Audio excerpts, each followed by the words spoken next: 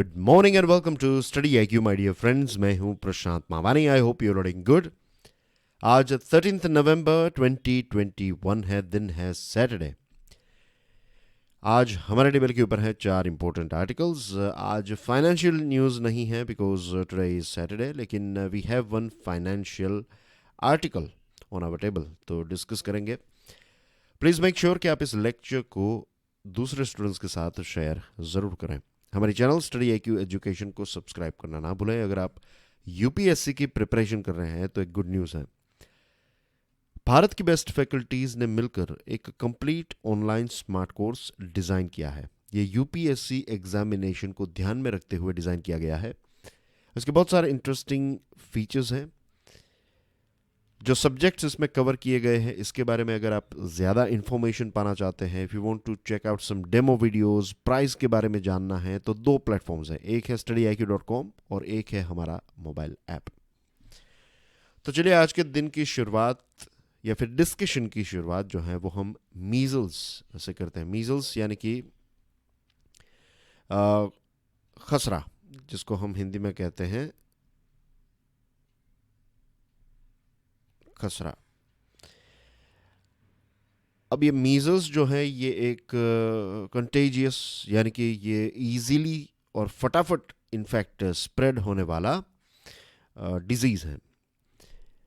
ये किससे होता है? बैक्टीरिया से होता है, फंगस से होता है, किससे होता है? ये वायरस से होता है. Remember, measles virus. और ये वायरस जो है वो 2 घंटे तक नॉर्मल सरफेस के ऊपर रह सकता है. कोविड की तरह मीजल्स भी सांस लेने से और कफिंग से, छींकने से, खांसी से इसके वायरस जो हैं वो स्प्रेड हो सकते हैं.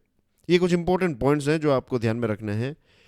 कोविड के ऊपर तो प्रश्न पूछे जा सकते हैं. कोविड के साथ साथ कुछ दूसरे ऐसे डिजीजेस हैं जिनके बारे में भी प्रश्न पूछे जा सकते हैं. क्यों?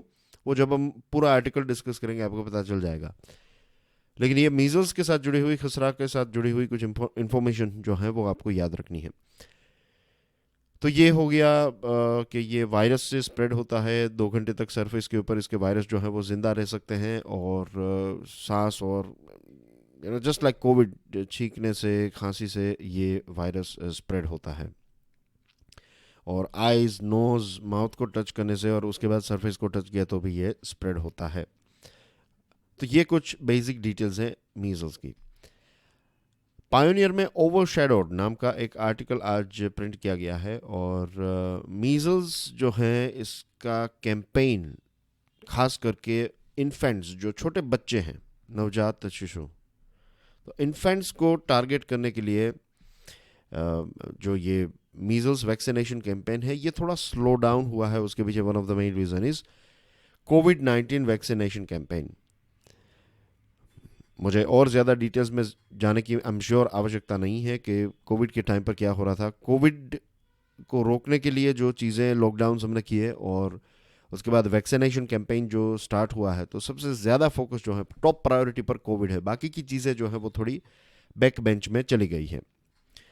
WHO का कहना यह है कि दुनिया भर में 22 मिलियन इन्फेंट्स, 22 मिलियन यानी कि 2 करोड़ 20 लाख जितने बच्चे जो हैं, इन्फेंट्स जो हैं, उनको अपना पहला मीजल्स कंटेनिंग वैक्सीन 1 यानी कि MCV1, जो मीजल का वैक्सीन का डोज है, फर्स्ट डोज जो है वो 2.20 करोड़ बच्चों ने मिस कर दिया है.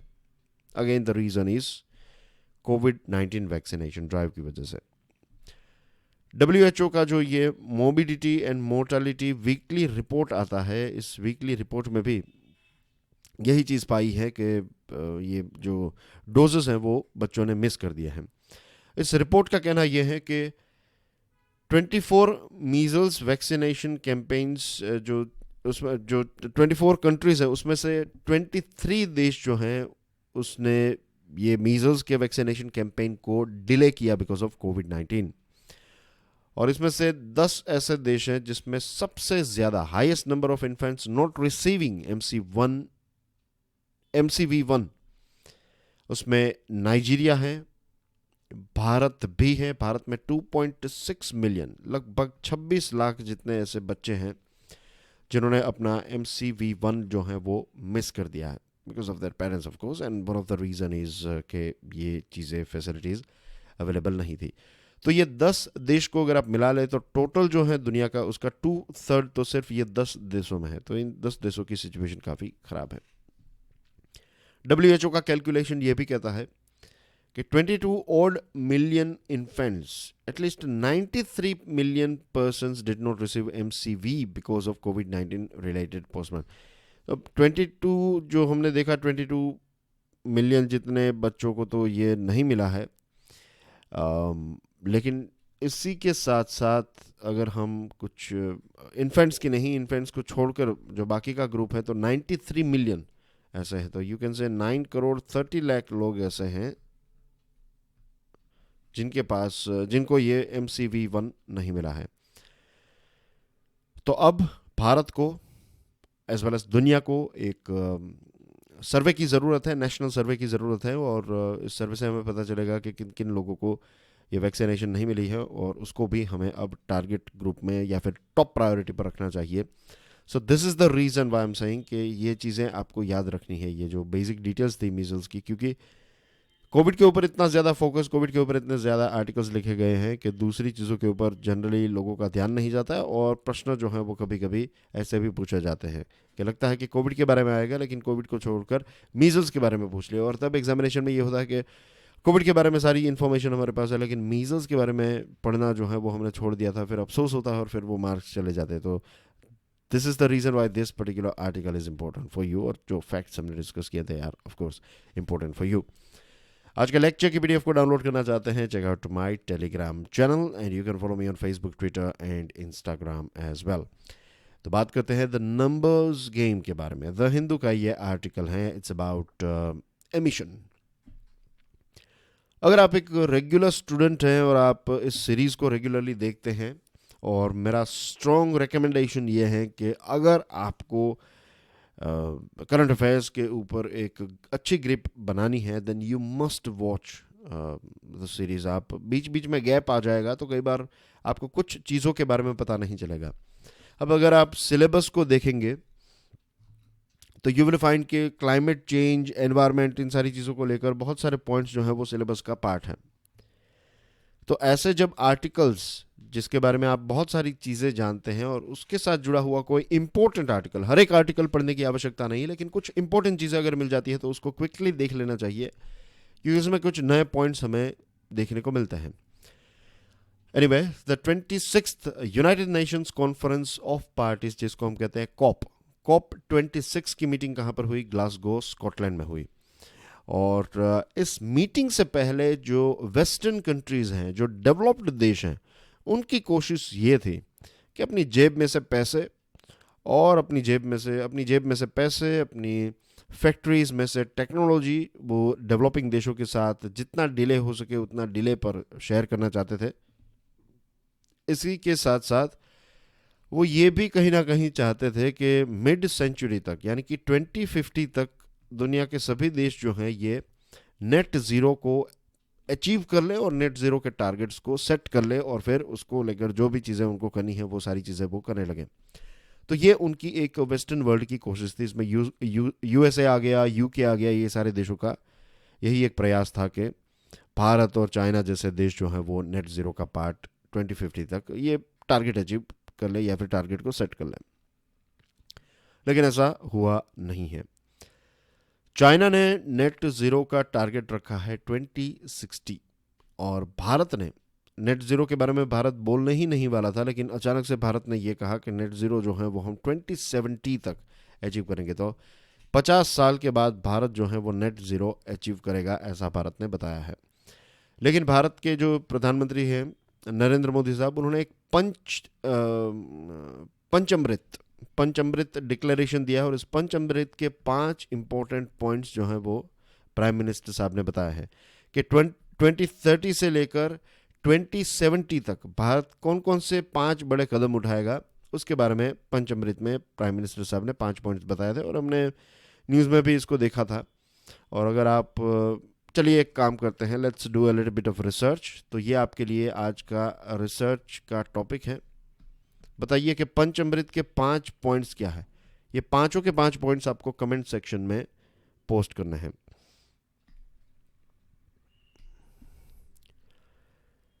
Right, so we way here, हम बात कर रहे थे कि 2030 से स्टार्ट हो जाएगा, 2017 तक ये चीज़ें चलेगी। The target year 2070 is far from 2050, by when scientific consensus says emissions must decline to zero for Earth to have a fighting chance to keep temperatures at manageable levels. Scientist का कहना यह है कि 2070 will be too late. सभी देशों को 2050 तक ये चीज़ अचीव करनी लेनी चाहिए। मेरा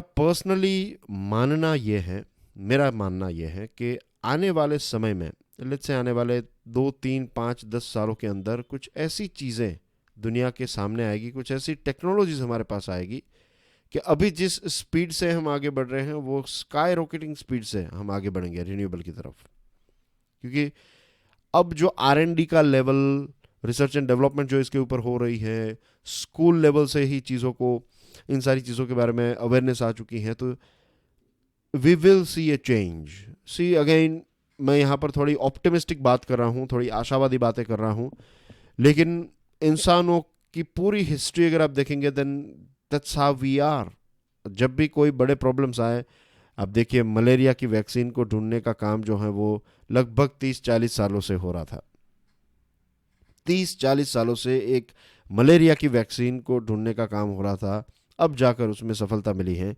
लेकिन जब पता चला कि पूरी दुनिया की जान खतरे में है, तो कोविड की वैक्सीन 1 साल से भी कम समय में इंसानों ने ढूंढ ली। तो कहता है ना, necessity is mother of invention. ऐसी चीज़ है कि जब अब धीरे धीरे ये चीज़ महसूस होने लगी है कि ये क्लाइमेट चेंज किसी दूसरे देश में नहीं, मेरे देश में भी हो रहा है, मेरे ऊपर भी इसकी इम्पैक्ट हो रही है। जब ऐसी सिचुएशन आती है तो एक माहौल बनता है, और एक माहौल बनता है तब बहुत सारे लोगों की एनर्जी से जुड़ जाती है, और जब एक साथ एनर्जी जुड़ जाती है तब उसमें बड़े बड़े चेंजेस हमें देखने को मिल सकते हैं। फॉर एग्जांपल, भारत का इंडिपेंडेंस का जो पूरा स्ट्रगल है उसको देख लीजिए। जब माहौल बन गया तब चीज़ें जो हैं वो ईजी हो गई। इसलिए गांधी जी का यही प्रयास था कि एक माहौल बनाया जाए। तो same thing we need to do with this climate change thing as well. We have to create this environment, create this positive environment. I'm not talking about that environment जो नेचर का पार्ट है, I'm talking about this एक culture, एक structure create करना होगा जिसमें emission level जो है वो ज़ीरो हो जाए, और जितना भी नुकसान किया हमने तो उसका कुछ सॉल्यूशन निकालें। कि अगर जंगल काटे हैं हमने तो जंगल को, उनको छोड़ दीजिए फिर से, let the nature take its own course. भले ही कुदरत जो है वो अपने आप वो जंगल को रिपेयर कर दें। तो ऐसी कुछ चीज़ें हमें करनी पड़ेगी। ओके, इंडिया जो है ये 3rd हाईएस्ट एमिटर है कार्बन का, राइट। USA नंबर 1 है, उसके बाद है चाइना, और चाइना के बाद अगर देश की बात करें तो भारत है, रीजन की बात करें तो यूरोपियन यूनियन का नंबर आता है, यूरोपियन यूनियन के बाद भारत आता है। लेकिन European union is a group of 27 countries, isn't it? और यहाँ पर भारत अकेला एक देश है जो थर्ड नंबर पर आता है, अगर अकेले देश को देखा जाए तो। India has also indicated that for its 2030 goals, it needs $1 trillion by 2030 from developed countries.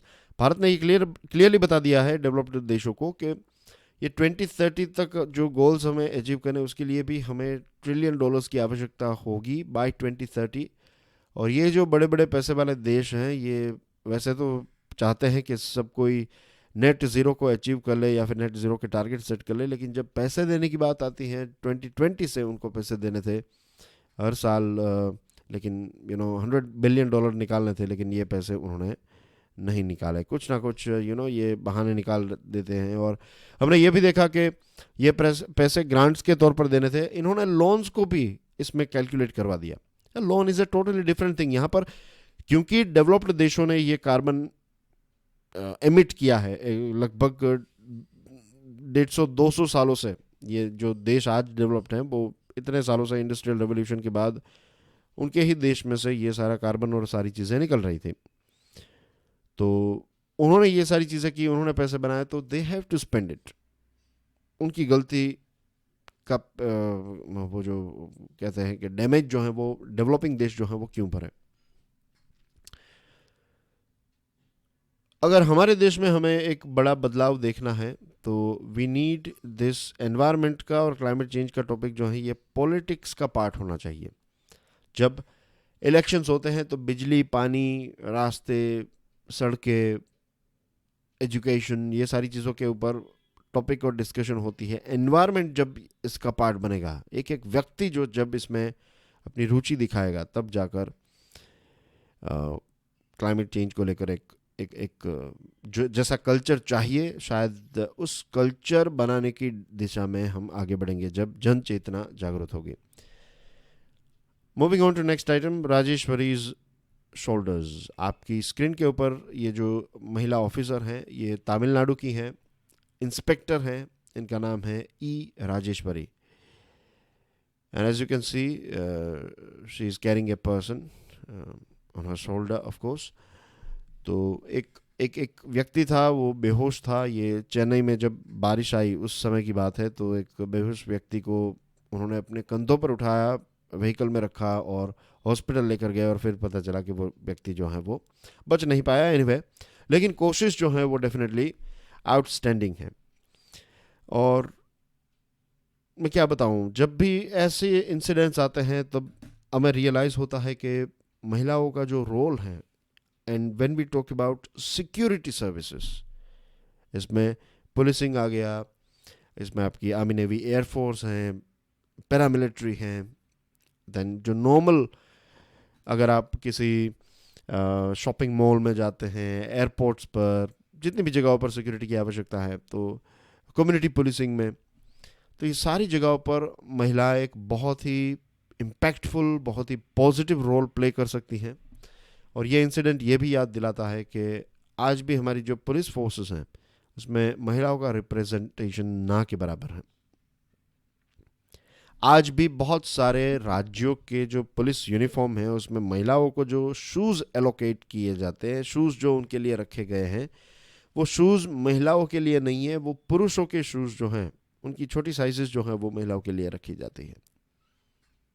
Anatomy दोनों की डिफरेंट है। दोनों के शूज़ की जो पैटर्न है, पैटर्न इन द सेंस जो विड्थ है, ये सारी चीज़ें अलग रहती है। तो महिलाओं के लिए अलग से शूज़ क्रिएट होने चाहिए, लेकिन ऐसा नहीं है। Tamil Nadu, I think as far as I remember, Tamil Nadu जो है वो पहला ऐसा राज्य बना जिसने, और उसमें भी एक आई थिंक डिस्ट्रिक्ट था जहाँ पर इसकी शुरुआत हुई है। कुछ सालों पहले मैंने पढ़ा था, but it is just reminder. ये आपको लगेगा हम जूते की बात क्यों कर रहे हैं। द रीज़न इज़ कि ये छोटी छोटी चीज़ों के ऊपर जब हम काम करेंगे तब जाकर एक बड़ी चीज़ देखने को मिलेगी। एक बड़ा बदलाव आपको चाहिए तो यू हैव टू टेक छोटे छोटे स्टेप्स। सो ये सिचुएशन है हमारे देश की। बाकी दूसरी चीज़ों के बारे में तो मैं क्या बताऊं। पुलिस स्टेशंस के अंदर बहुत सारे ऐसे देश के अंदर पुलिस स्टेशंस हैं, और पुलिस स्टेशंस में महिलाएं भी काम करती हैं। तो महिला ऑफिसर्स के लिए, महिला कांस्टेबल्स के लिए, उनके ही पुलिस स्टेशन में टॉयलेट्स नहीं हैं। जो मेंस रूम है या फिर जो टॉयलेट है वो पुरुषों के लिए हैं, महिलाओं के लिए वो टॉयलेट है ही नहीं, और महिलाएं उन टॉयलेट्स में जा ही नहीं सकती, तब चांस ही नहीं है, इतने ख़राब रहते हैं वो। तो this is again is another reminder कि देखा आपने कल्चर और स्ट्रक्चर में कितना एक उसमें से पता चल जाता है।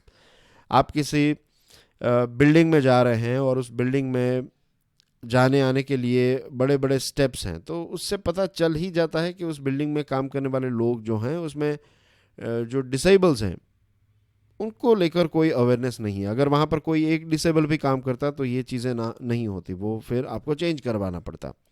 लेकिन बड़े बड़े स्टेप्स हैं तो दिस इंडिकेट्स कि ऐसा है। तो same thing goes here as well.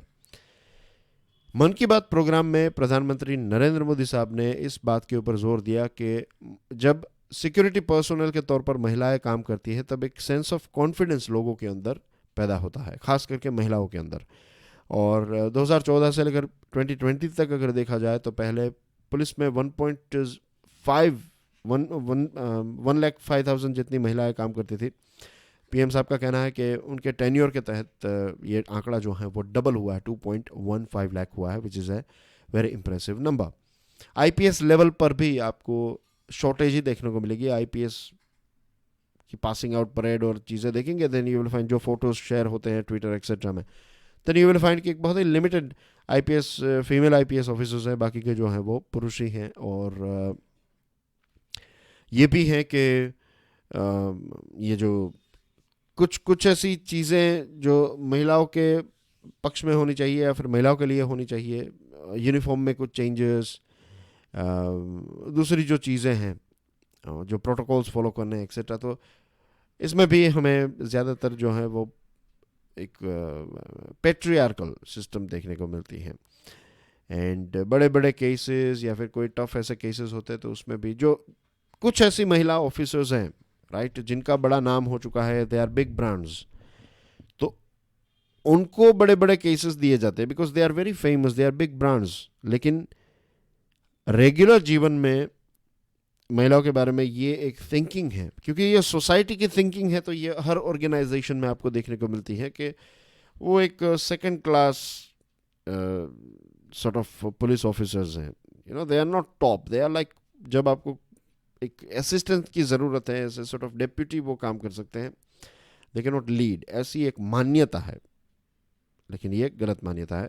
We have officers like Rajeshwaris, they are proving कि ऐसे समय पर they can deliver. Moving on to the last topic of the day, and it's about a country in Europe. एक बहुत ही famous देश है, इसका नाम है स्वीडन। ये स्कैंडिनेवियन देशों में आता है। स्कैंडिनेवियन यहाँ पर आप देख सकते हैं, तो दिस इज स्कैंडिनेविया, और नॉर्वे, स्वीडन, फिनलैंड, ये 3 देश काफ़ी डेवलप्ड देश हैं। बहुत ही ठंड होती है यहाँ पर, यू नो, सर्दियाँ, because of they are in of course near North Pole, और हायर लैटिट्यूड्स पर है ये, तो दिस इज थिंग कि यहाँ पर बहुत ज़्यादा, and you can see other things कि they are part of European continent, gulf of Bosnia, फिर यहाँ पर बाल्टिक सी आप देख सकते हैं। तो ये कुछ ऐसा पानी वाला क्षेत्र है जिसके साथ अपनी बॉर्डर शेयर करता है ये देश, जिसका नाम है स्वीडन। इसका एक और थोड़ा प्रॉपर मैप देख लेते हैं, तो स्टॉकहोम जो है वो इसका कैपिटल है, and as you can see here कुछ चीज़ें जो हैं वो आप देख लीजिए। आर्टिक सर्कल जो है, as you can notice here, the Arctic circle जो है उसकी लाइन यहाँ से पास होती है, ये 3 देशों से पास होती है, दूसरे भी देश हैं, लेकिन जब हम स्वीडन की बात करें, आपको अगर ऐसा प्रश्न पूछा जाए कि क्या आर्टिक सर्कल की लाइन स्वीडन से पास होती है या नहीं, या फिर नीचे में से कौन सा ऐसा देश है जिसमें आर्टिक सर्कल की लाइन पास नहीं होती है, तो अगर आपको ऑप्शन दिया जाए नॉर्वे, फिनलैंड, स्वीडन और इंडिया, तो आंसर आएगा इंडिया, क्योंकि इंडिया में से ये चीज़ पास नहीं, ये लाइन पास नहीं होती है। ओके, तो enough of the map work. ज़्यादा जानकारी के लिए फिर पीडीएफ को डाउनलोड करने के बाद आप इसको एक बार अच्छे से देख लीजिएगा। ये आर्टिकल लिखा है क्लास मॉलिन ने, ये एम्बेसडर हैं, स्वीडन के एम्बेसडर टू इंडिया, और 8 से 12 नवंबर तक उन्होंने एक प्रवास किया, उन्होंने ट्रैवलिंग किया स्वीडन में, अपने देश में ट्रैवलिंग किया, और वहाँ पर वो इंडिया और स्वीडन की जो टीम, स्वीडन एक प्रकार से इंडिया और स्वीडन की जो टीम है उनके साथ अलग अलग जगहों पर गए। And this article is more about business, जो मैंने स्टार्टिंग में आपको बताया कि फाइनेंशियल न्यूज़ नहीं है, लेकिन फाइनेंशियल आर्टिकल को हम डिस्कस करेंगे। तो ये टीम जो है वो स्वीडन के अलग अलग जगहों पर गई, और वहाँ पर वो अलग अलग कंपनीज़ के टॉप डिसीजन मेकर्स, जो सीईओज हैं, उनके साथ मिले, और दोनों देशों के बीच में ट्रेड और बायलैटरल इन्वेस्टमेंट और ज़्यादा हो, इस चीज़ को लेकर डिस्कशन हुई, और काफ़ी पॉजिटिव डिस्कशन हुई। बहुत सारे वहाँ के जो स्वीडिश कंपनी के जो ऑनर्स हैं, जो डिसीजन मेकर्स हैं, वो चाहते हैं कि भारत में वो पैसा इन्वेस्ट करें। स्वीडन की बहुत सारी कंपनीज जो हैं वो भारत में एक लंबे समय से काम करी, और भारत की भी बहुत सारी कंपनीज जो हैं वो स्वीडन में एक लंबे समय से एस्टैब्लिश्ड हैं। कोविड-19 पैंडेमिक ने पूरी दुनिया की कंपनीज को ये चीज़ मीन्स इस सोच में डाल दिया है कि अब हमें हमारा मैन्युफैक्चरिंग, जो हमारी सप्लाई चेन है, इसको लेकर कोई नई सॉलिड स्ट्रेटजीज बनानी होगी। और ये भी बात हुई, मीन्स ये भी चीज़ें चल रही हैं कि उनको अपना प्रोडक्शन सेंटर जो है वो भी डाइवर्सिफाई करना पड़ सकता है, because to reduce the risk. मैं इसके कुछ एग्जांपल्स दूं। चाइना, अब चाइना को लेकर बहुत सारे देश जो हैं वो चिंतित हैं कि चाइना मिसबिहेव करने लगा है, तो अपनी फैक्ट्री जो है वो चाइना में भले चले, चाइना के साथ साथ किसी और देश में भी एक फैक्ट्री हो हमारी, तो इसका फ़ायदा ये होगा कि चाइना में अगर कुछ गलत हुआ तो एटलीस्ट हमारी ये फैक्ट्री में तो सामान बन रहा है। दूसरी चीज़ कि इन केस अगर कोविड-19 जैसी सिचुएशन होती है, ऐसा कुछ है, तो फिर आप इंडिया में, अगर आपका मैन्युफैक्चरिंग सेक्टर है और इंडिया में भी 5 जगहों पर हैं, तो ऐसे स्ट्रेटेजिक लोकेशंस के ऊपर आपके प्रोडक्शन सेंटर्स हैं, तो आपका रिस्क जो है वो डिवाइड हो जाता है कि अगर एक राज्य में लॉकडाउन चल रहा है तो दूसरे राज्य में आपका बिजनेस जो है वो चलता जाएगा। अब सिचुएशन अभी तक ऐसा था कि एक साथ अगर कुछ बंद हुआ तो एक साथ सारी चीज़ें बंद हो गई। तब दुनिया की आंखें खुली है कि बड़े बड़े सेंटर्स खोलने से अच्छा है कि आप थोड़े डिवाइड कर दे। ऐसा नहीं कि हर जगह पर, हर एक शहर में फिर आपका प्रोडक्शन सेंटर होगा, then that will not be viable for a business. लेकिन एक बहुत जायंट सेंटर की जगह अच्छा है कि आप 2-3 या फिर 4-5, जो भी आपको फिट करता है आपके बिजनेस के लिए, उतने अलग अलग छोटे छोटे प्रोडक्शन सेंटर्स करें। तो डाइवर्सिफाई करना, तो इसको लेकर भी फॉरेन की ये जो कंपनीज है, स्वीडन की कंपनीज, इनका प्लान है कि कुछ $1 बिलियन जितना इन्वेस्टमेंट जो है वो आने वाले 2 सालों के अंदर स्वीडन की कंपनीज भारत में करेगी। और ये डाइवर्सिफिकेशन में या फिर इस क्षेत्र में इस पॉइंट ऑफ व्यू से ये एक इन्वेस्टमेंट भारत में आने वाला है। A clear majority of Swedish companies view the business climate in India as favorable. ज़्यादातर स्वीडिश कंपनी का मानना ये है कि एक रिपोर्ट आया है, उस रिपोर्ट में ये पता चलता है कि स्वीडिश कंपनीज जो हैं वो इंडियन बिजनेस एनवायरनमेंट को काफ़ी फेवरेबल मानती हैं। कुछ बड़ी बड़ी स्वीडन की कंपनीज तो भारत में 100 से भी ज़्यादा सालों से ऑपरेट कर रही हैं। और अच्छी बात यह है कि ये बड़ी बड़ी कंपनीज, बड़े बड़े नाम तो हैं ही, इन्हीं के साथ अब नए नए स्टार्टअप्स भी सर्विस क्षेत्र में भारत में एंटर हो रहे हैं। 220 स्वीडिश कंपनीज भारत में है और 2 लाख डायरेक्ट जॉब्स और 2.2 मिलियन यानी कि 22 लाख जितनी इनडायरेक्ट जॉब्स यहाँ पर जनरेट करती हैं। आईटी सेक्टर में, ट्रांसपोर्टेशन में और ऐसे क्षेत्र में भी स्वीडिश कंपनीज जो हैं वो भारत की भी जो आईटी कंपनीज हैं वो स्वीडन में ऑपरेट करती हैं। दोनों नेताओं के बीच में I think it was in March या फिर अप्रैल में ऐसी डिस्कशन हुई थी, वर्चुअल मीटिंग हुई थी, और स्वीडन और भारत एक दूसरे के साथ और ज़्यादा नज़दीक या फिर और ज़्यादा कोलैबोरेट करें, इसको लेकर दोनों नेताओं ने जोर दिया था। जॉब अपॉर्चुनिटीज़ इंक्रीज़ करना, इन्वेस्टमेंट और ट्रेड की अपॉर्चुनिटीज़ इंक्रीज़ करना, एक दूसरे को ज़्यादा सामान बेचना, ज़्यादा सेवाएं एक दूसरे को बेचना, ये सारी चीज़ों के बारे में बातचीत हुई। और स्वीडन एक बहुत ही इंटरेस्टिंग कंट्री है। यूरोपियन यूनियन का मोस्ट इनोवेटिव कंट्री का जो रैंक है वो बार बार इनको मिलता है। वर्ल्ड में पहली बार फॉसिल फ्री स्टील और large scale green battery manufacturing जो है वो स्वीडन ने स्टार्ट करी। Leadership group for industry transition, lead IT, ये ग्रुप, ये जो एक ग्रुप है ये भी स्वीडन ने लॉन्च किया है। और इसमें स्टील और सीमेंट जैसी हेवी इंडस्ट्रीज़ हैं, तो इसमें लो कार्बन एमिशन से प्रोडक्शन करने की शुरुआत भी स्वीडन ने की है। अब स्वीडन इंटरनेशनल सोलर अलायंस का भी पार्ट बन चुका है, और जो लेटेस्ट मेंबर इसका बना है 101st कंट्री वो है यूएसए, लेकिन एक लंबे समय से स्वीडन भी इसका पार्ट रहा है। Clean air solutions, recyclable product, sustainable transportation, ये सारी चीज़ें जो हैं इस क्षेत्र में बहुत सारी स्वीडन की कंपनीज भारत में ऑलरेडी काम कर रही हैं। जोधपुर में इंडिया और भारत ने मिलकर एक हेल्थ केयर इनोवेशन सेंटर भी बनाया है। एक है SITIS, SITIS stands for Sweden India transport innovation and safety partnership. Safety की क्या बात करूं, वोल्वो दुनिया की सबसे सेफेस्ट कार जो मानी जाती हैं वो भी स्वीडन की है, तो यू कैन अंडरस्टैंड कि क्या इनकी सेफ्टी को लेकर, ट्रांसपोर्टेशन और सेफ्टी को लेकर they are number 1। The India Sweden innovations accelerator जो है, it's of course about innovation को प्रमोट करने के लिए है। तो ये सारी चीज़ों को जब देखते हैं तब लगता है कि दोनों देशों के बीच में रिलेशनशिप जो है वो और ज़्यादा नई गहराइयों तक और नई ऊंचाइयों तक पहुंचेंगे।